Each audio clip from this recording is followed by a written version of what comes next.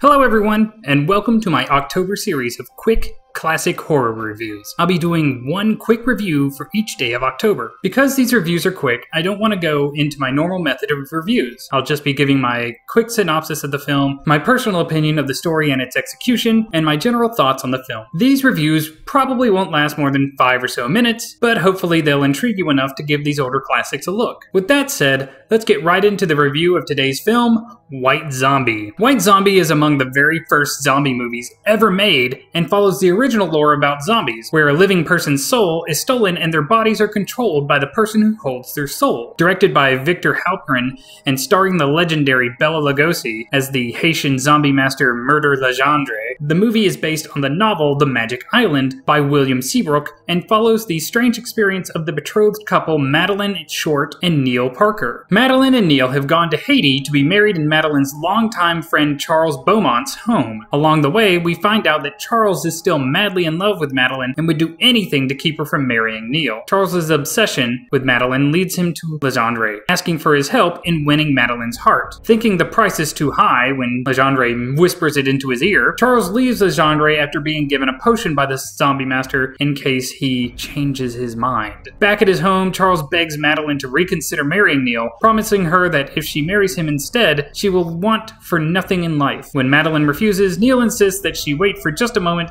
then quickly applies the potion to a flower, which he has Madeline smell. During the ceremony, we see Legendre approach Neil's estate and creates an effigy of Madeline in wax, then burns it. As Legendre burns the wax Madeline, we watch as the real Madeline supposedly dies in Neil's arms from some form of heart attack in the middle of the reception toast. From here, the movie follows Neil as he drinks himself into a stupor and he mourns Madeline's loss, while Legendre and Charles steal Madeline's corpse from a mausoleum and turn her into a zombie. After some time, we watch as Charles grows distraught at Madeline's zombie state. He hates that all life has gone from her eyes and that she does nothing apart from mechanically performing the task she is commanded to do. Charles begs Legendre to bring her back to the way she was, but the zombie master reveals that he has taken a fancy to Madeline and has his own plans for her. When Charles protests, Legendre summons his living dead servants to begin killing the people of Charles's estate. Eventually, Neil returns to the estate to rescue Madeline after speaking with the expositional Dr. Brunner. When Neil is captured, Legendre tries to force Madeline to kill Neil, but her feelings for Neil somehow allow her to defy Legendre's commands. Madeline, Neil, and Dr. Burns all try to escape the estate, but are soon surrounded by zombies, which are quickly dispatched by tricking them into walking off the tall walls of the estate and falling into the ocean below. Legendre is then stabbed by Charles, who comes to the group's rescue as he pushes Legendre and himself over the walls to the rocks below as well. And thus ends the movie.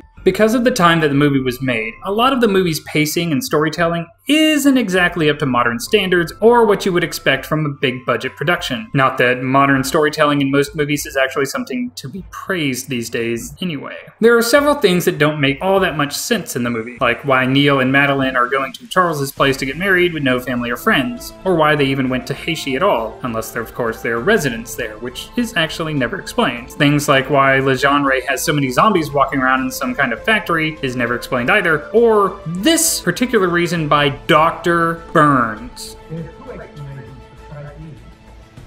Either the body was stolen by members of the best, the human bones, killer. Alright? Or else what? It's not dead.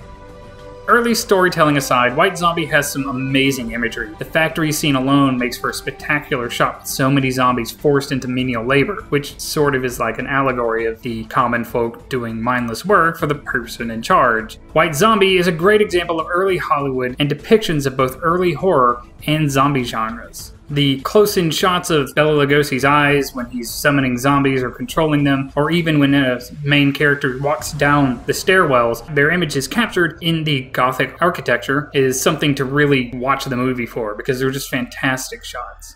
But that's my take on White Zombie. It is really a great example of early Hollywood, a growing art form, and depictions of both horror and zombie genres. I hope you all enjoyed today's quick review. Be sure to tune in tomorrow for another review. Have a great day, stay positive, and soon, happy Halloween.